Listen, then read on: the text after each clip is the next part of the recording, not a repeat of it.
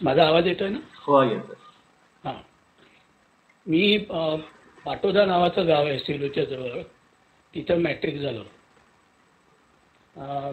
आता साहजिक आहे, सेलूच्या जवळ असल्यामुळं सेलूच्या नूतन महाविद्यालयात आपल्याला प्रवेश घ्यावा लागेल असं मला वाटायचं.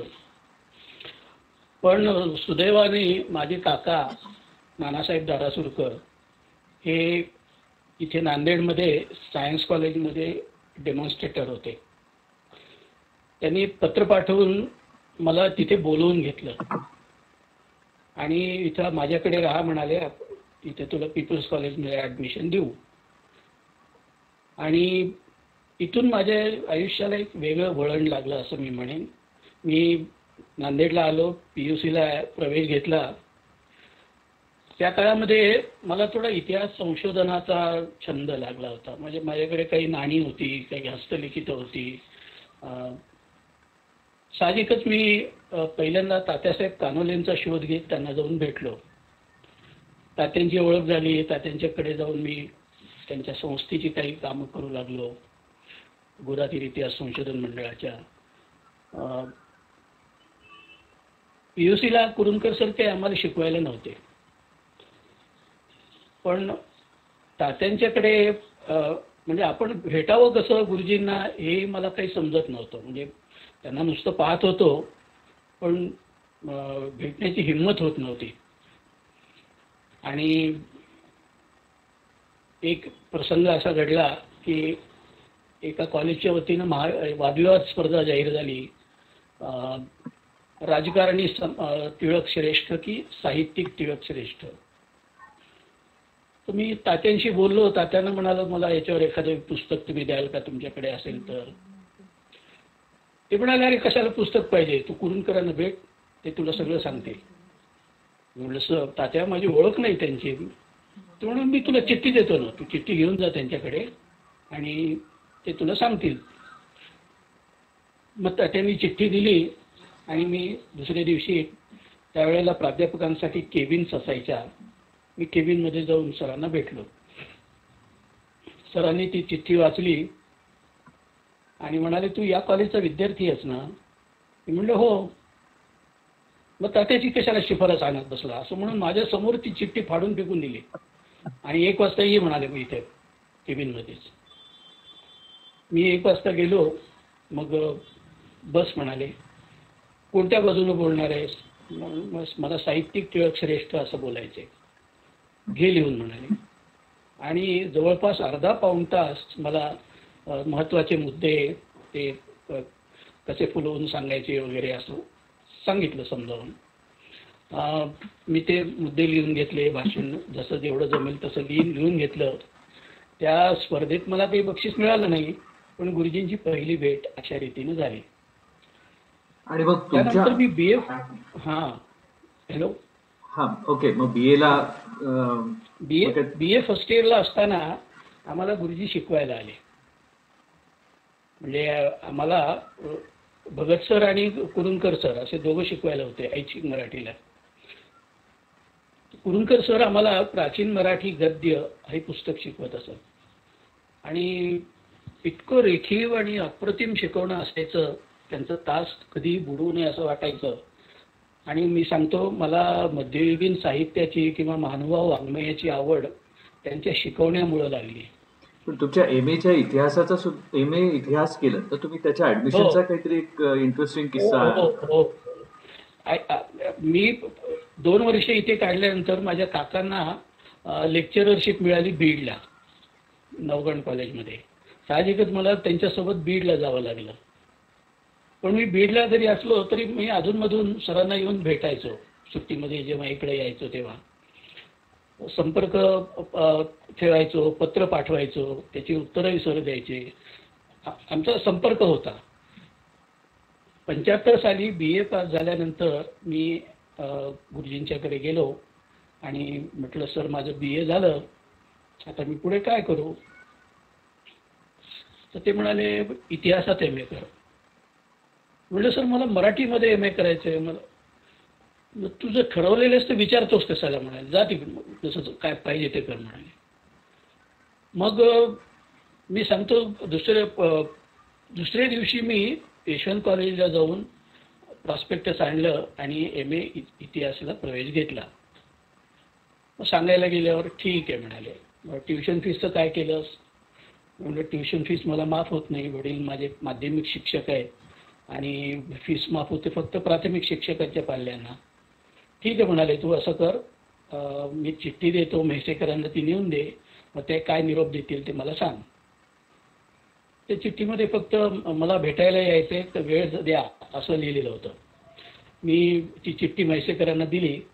म्हैसेकर सर म्हणाले, उद्या मी दिवसभर कॉलेजमध्ये आहे, कुरुंदकरांना कधी या म्हणावं. मग दुसऱ्या दिवशी मला सोबत घेऊन मला पहिल्यांदा त्यांनी अर्ज लिहायला लावला ट्युशन फीस माफ करण्याबाबत वगैरे, आणि मला घेऊन ते म्हैसेकर सरांच्याकडे गेले. म्हैसेकर सरांच्या केबिनमध्ये मला घेऊन गेले आणि म्हणाले की हा तुमच्या कॉलेजमध्ये आहे, MA हिस्ट्रीला त्याने ॲडमिशन घेतलं आहे, तर हा पैसे ट्युशन फीस भरू शकत नाही आणि भरणार नाही. म्हैसेकर सर म्हणाले, तरतूद काय करून काही तरतूदच नसते. ते म्हणाले, मी तुम्हाला तरतूद विचारायला आलोय का? हा फीस भरणार नाही असं सांगायला आलोय. मग म्हैसेकर सरांनी लगेच माझ्या हातातला अर्ज घेतला आणि म्हणाले, हे तू जा रे, नंतर भेट मला, असं म्हणून मला तिथून बाहेर काढलं. मग ते बराच वेळ बोलत बसले. बाहेर आल्यानंतर मग पुन्हा आम्ही दोघं मिळून पीपल्स कॉलेजकडे आलो. येताना वाटेत म्हणाले की तुझी ट्युशन फीस माफ होईल, काळजी करू नको, आणि बाकी काही कंपल्सरी फीस आहे ती भरून तू प्रवेश निश्चित कर. इतिहासाला प्रवेश घेतल्यानंतर म्हणजे मी तसा सामान्य विद्यार्थी, माझं जेमतेम सेकंड क्लासपर्यंतचे मार्क, पण इतिहासामध्ये म्हणजे मी तात्यांच्याकडे मला त्यांनी पाहिलेलं होतं आणि हा इतिहासामध्ये काहीतरी करेल अशी एक त्यांना शक्यता वाटल्यामुळे त्यांनी मला इतिहासात MA करायला लावलं. पण हे करताना म्हणजे मी इतिहासात MA करायला लागलो त्यावेळेला बारकाईने त्यांचं लक्ष असायचं.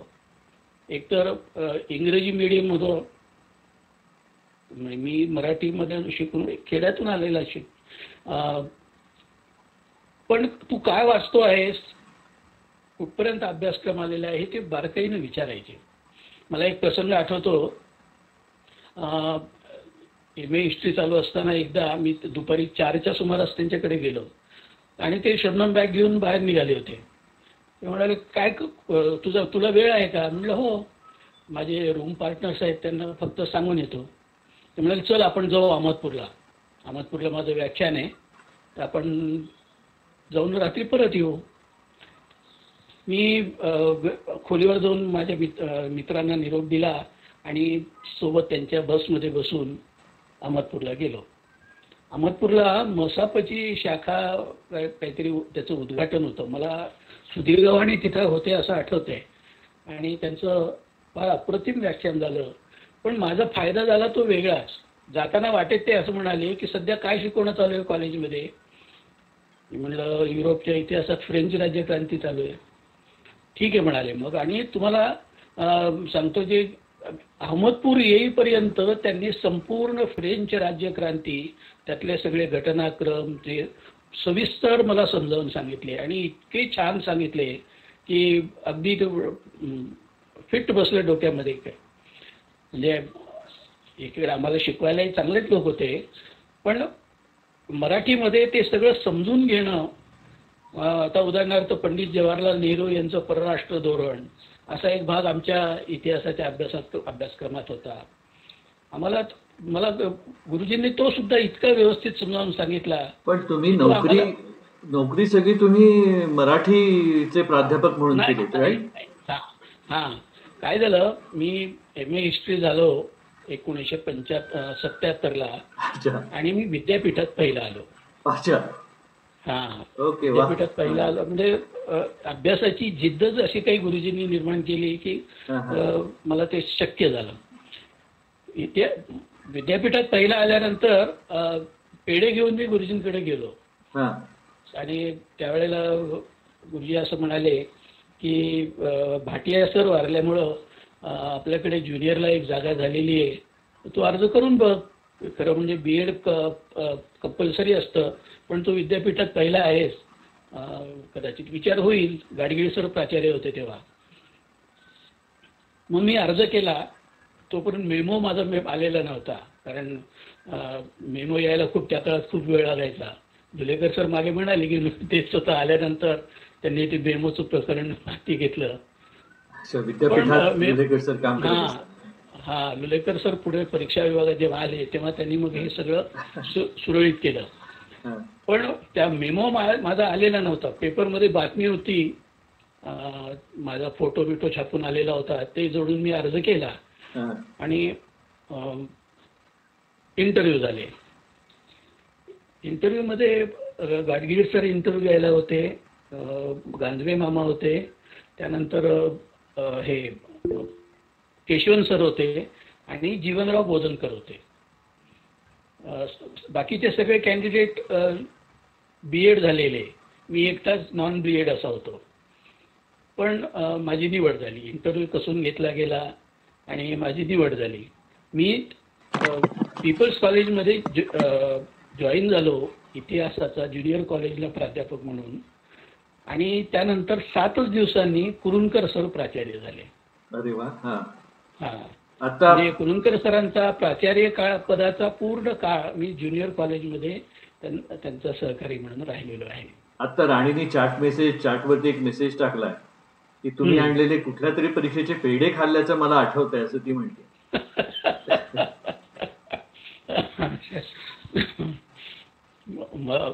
इथल्या जनप्रिय हॉटेलला आमच्याकडे पांडेप्रिय हॉटेल असंच म्हणत असत. पण मग तुम्ही मराठीत काय प्राध्यापक कसे झाला? नाही, मराठीत प्राध्यापक मी सर म्हणजे काय झालं, मी ज्युनियर कॉलेजला 3 वर्ष काम केल्यानंतर मला एक्सटर्नली मराठी MA करावं असं वाटलं. मग सरांची सही घ्यायला गेलो, कारण सर प्राचार्य होते. मग हसले माझ्याकडे पाहून, कर म्हणाले. मग त्यांनी सही दिली आणि मी एक्सटर्नली MA सुरू केलं. आणि 82 मध्ये माझा रिझल्ट आला आणि सर गेलेले होते, प्रतिमा केसकर नांदेड सोडून गेलेल्या होत्या राजीनामा देऊन. तिथल्या रिकाम्या जागेवर मग मी मराठीमध्ये सिनियरला आलो. पण मग सहकारी म्हणून बाबांच्या काळामध्ये तुम्ही होता, ज्युनियर कॉलेजमध्ये होतात, मग त्या काळातले तुमचे काही अनुभव विशेष? हो, खूप खूप अनुभव सांगता येतील.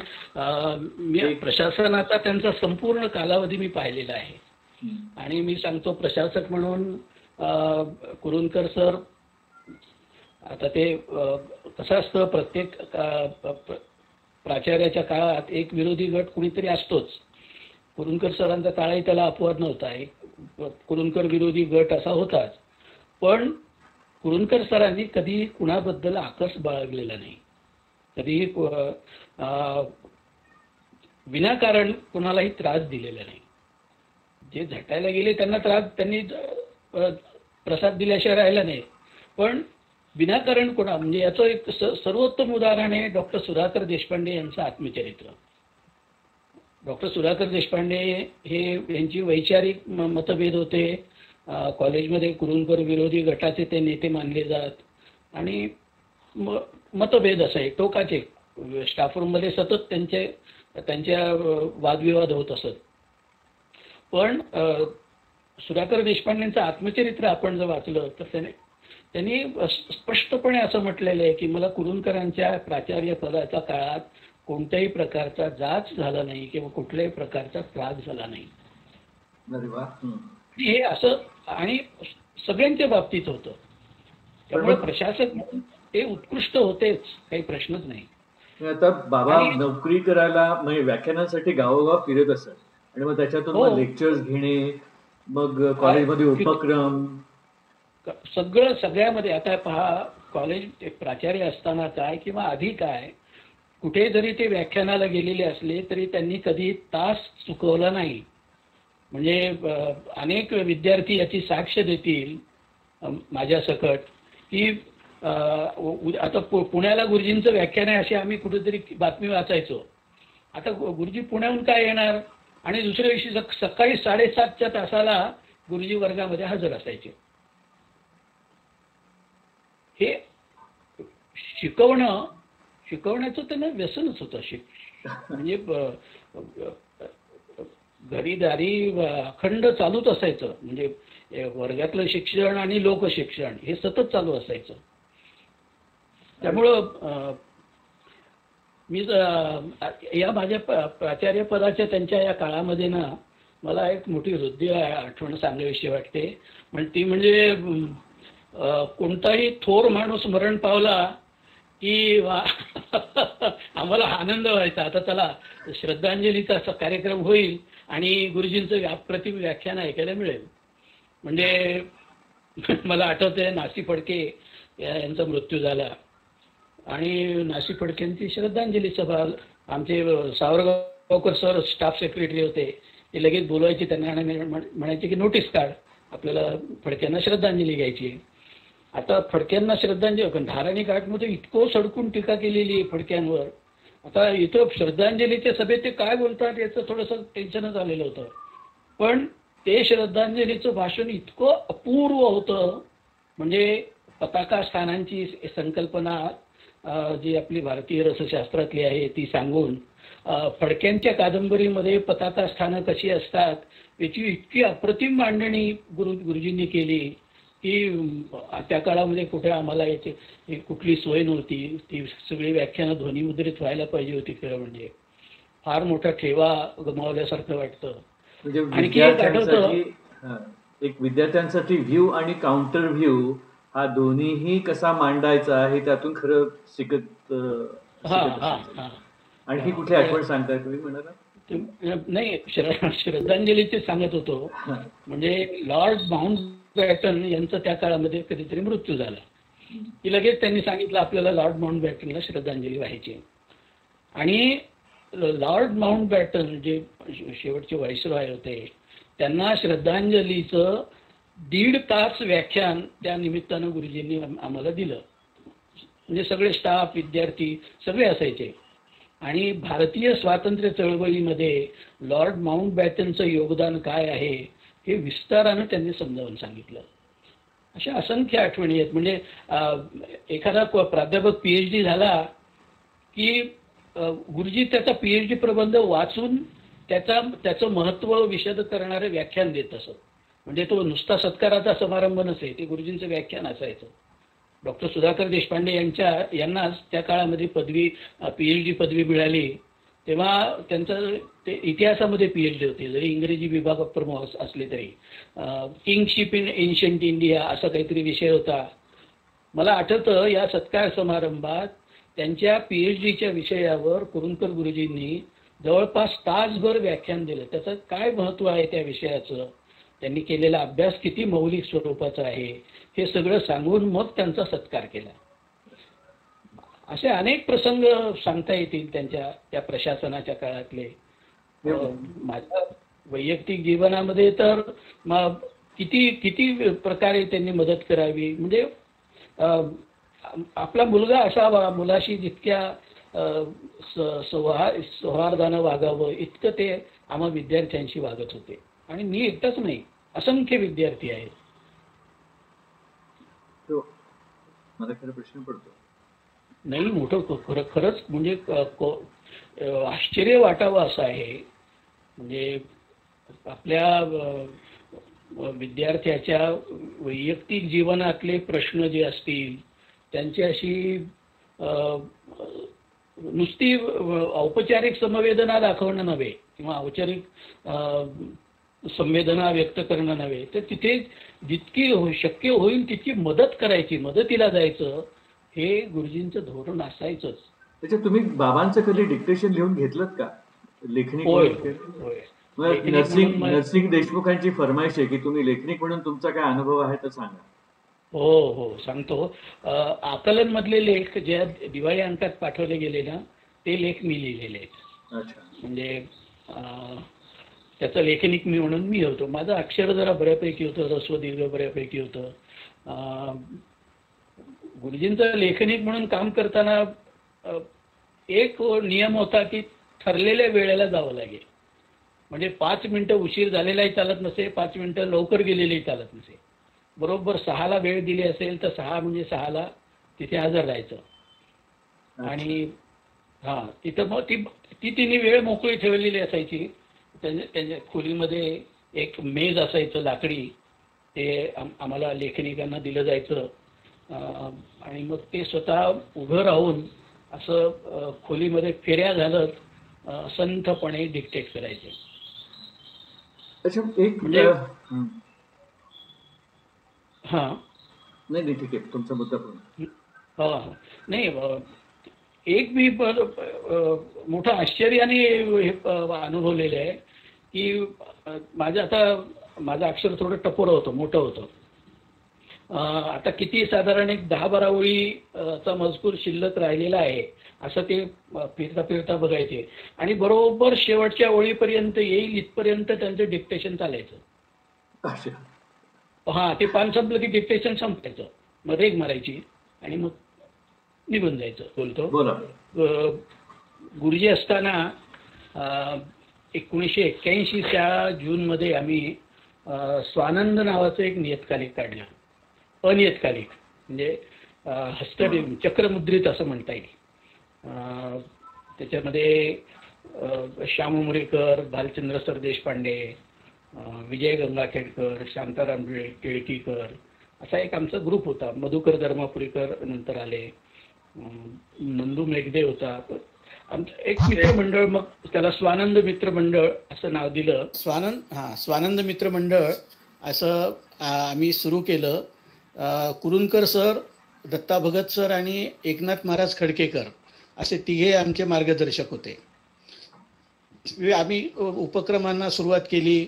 एक डॉक्टर बाया जोशींचं पहिलं व्याख्यान घेतलं, एक परिसंवाद घेतला ज्याच्या अध्यक्ष न्यायमूर्ती भालचंद्र वराळे होते आणि त्याच्यामध्ये कुरुंदकर सर एक वक्ता म्हणून होते. आमचे वैचारिक दास्य इंग्रजी असा विषय होता. आणि मला आठवतं त्यामध्ये doctor Kurum Joshi, doctor LS. Deshpande आणि राधेश्याम मोपलवार हे इतर वक्ते होते. तर असे 2 कार्यक्रम झाले आणि फेब्रुवारीमध्ये अचानक गुरुजी गेले. म्हणजे स्वानंद मित्रमंडळाची सुरुवातच नुकतीच झालेली जूनमध्ये, आणि फेब्रुवारीमध्ये सर गेल्यानंतर काही सुचेना काय करावं. आणि नांदेडमध्ये तसं वातावरण असं होतं की कोणी काही फारसं करायला तयार नव्हतं.